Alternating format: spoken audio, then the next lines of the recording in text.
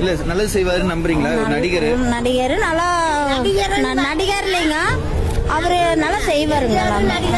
ஜெயலலிதா அம்மாவும் நடிகர் தான். நீங்க நடிகருங்கிற வேச்சு இங்க பேசக்கூடாது. நீங்க மீடியா வந்தா உங்களோட வச்சுக்கணும். நாங்க பப்ளிக் நிறைய பேர் கூத்தாடின்றாங்களா? எம்ஜிஆர் அம்மா அவர் நடிக்கலையா? அவங்க நடிக்கலையா? நடிக்கலையா? நீங்க எப்படி நீங்க அப்படியா அனாவசியமா கூத்தாடின்னு புதுசா வந்தா அரசியலுக்கு வந்தா நீங்க கூத்தாடின்னு சொல்லுவீங்களா?